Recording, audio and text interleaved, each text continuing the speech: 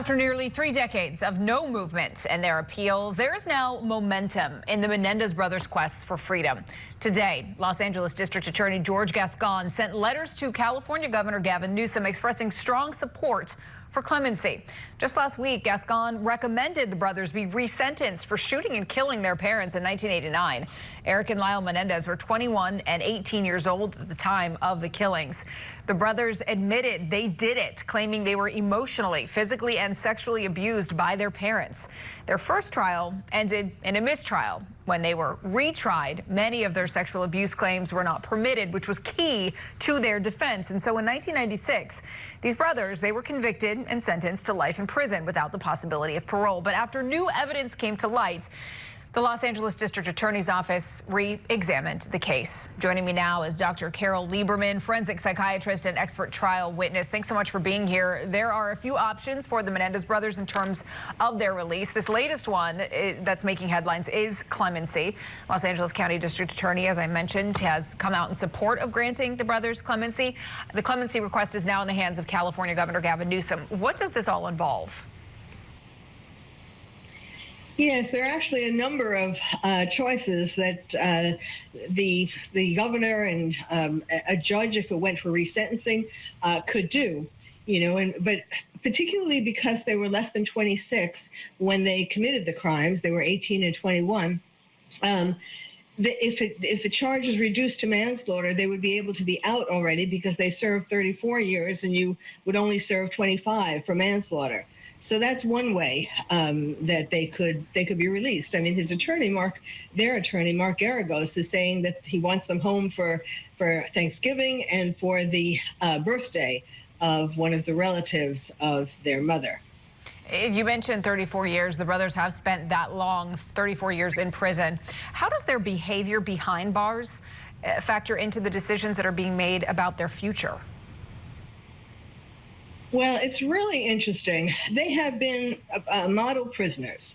You can't really take that away from them. However, if you look back, and of course, all of this was really brought about by the Netflix movie, Monsters, the Lyle and Eric Menendez story.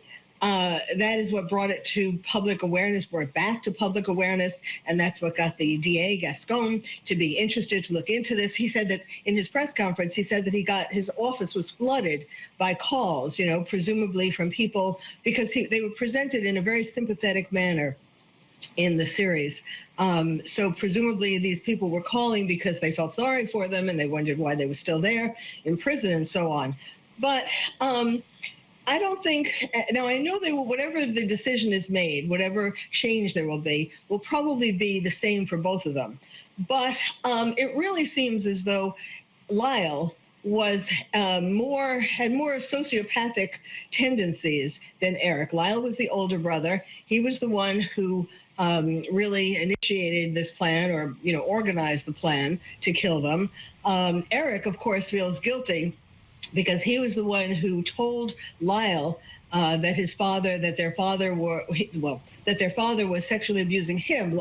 The father was also sexually abusing Lyle, of course, so he knew that. But the thing was that the father had said, if you tell anybody, he said that to both of them, if you tell anybody, I'm going to kill you. So the idea was that they were afraid of being killed. They were afraid their father was going to kill them because Eric had told, and they knew that their mother knew as well, but she was angry that he had told. And so that is where it's self-defense. That's what their basic defense is, to say that it was self-defense. And, right. That's the key, really. If you believe that it was self-defense, then all of these things that are happening now seem reasonable. I mean, we know the DA's office in Los Angeles is split on this, and it's this idea of imperfect self-defense, because, of course, some of these things were premeditated as far as buying the gun and planning the killings. Right. Let's talk about the sexual abuse, though, because society's views on sexual abuse, and namely really men being the victims of sexual abuse, it has changed drastically from the time of this trial. How does that factor into the handling of this case moving forward? Yes. Back in the day, when they were tried in any case, people didn't really believe or want to believe that men or boys were being sexually abused. And so it was harder for them to believe that about Lyle and Eric, although their first trials ended in mistrials because the jury couldn't come to a decision. Now, all these years later, society is more aware that sexual abuse happens to boys and girls, and causes incredible incredible psychological consequences like PTSD, post-traumatic stress disorder, depression, anxiety, all kinds of things.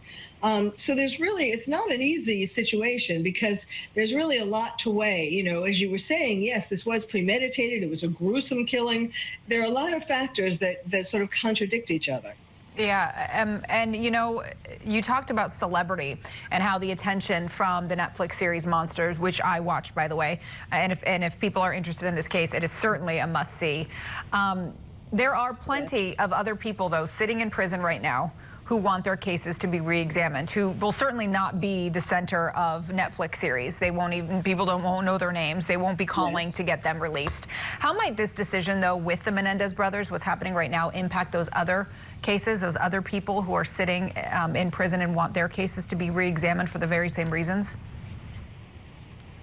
Yes, I watched the Netflix series too. It was really amazing, and I recommend it as well. Of course, other people in prisons are thinking the same thing. Hey, we didn't get a fair shake for one reason or another, and that may be true, that may not be true. And they're going to want to appeal. There probably will be a lot of more appeals coming now on the heels of this, especially if they do get out. Forensic psychiatrist Dr. Carol Lieberman, thank you so much for your insight and your time. I appreciate you. Thank you.